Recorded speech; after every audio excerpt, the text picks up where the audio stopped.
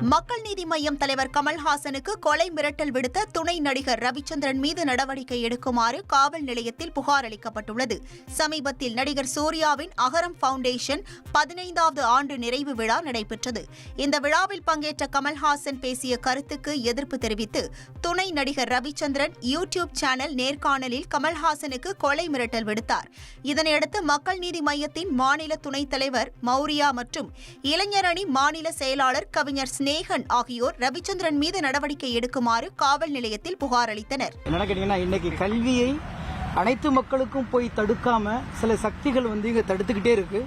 அந்த சங்கிலியை, அந்த தடுக்கும் சங்கிலியை உடைப்பதற்கு கல்வி மட்டும்தான் உலகின் மிகச்சிறந்த ஆயுதம் என்பதை அழுத்தம் திருத்தமாக சொன்னார். கல்வியை கத்துக்கோங்க, அனைத்து தரப்பு மக்களுக்கும் கல்வி போய் சேரணும், அதனால ஒரு மிகப்பெரிய விழிப்புணர்வை ஏற்படுத்த முடியும்னு சொன்னாரு.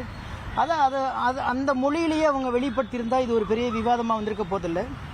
ஆனால் அதை குறித்து பதிவு பண்ணுறது தவறில்லை. ஆனால் கொலை விடுவதும் உயிருக்கு அச்சுறுத்தல் போனதும் ஒரு அகம்பாவத்தோட உச்சத்துக்கு போய் எங்களை என்ன செய்ய முடியுங்கிற அந்த ஆதங்கத்தோட பேசியிருப்பது தான் இன்றைக்கு மக்கள் நீதி மைய தொண்டர்களை மிகப்பெரிய ஒரு கொந்தளிப்புக்கு ஏற்படுத்தியிருக்கிறது. அது முறைப்படி சட்டப்படி அணுகணும் அப்படிங்கிறதுனால நாங்கள் இன்னைக்கு கமிஷனரை சந்திச்சிருக்கோம். நன்றி. உடனடியாக நடவடிக்கை எடுக்கிறேன்னு சொல்லியிருக்காங்க.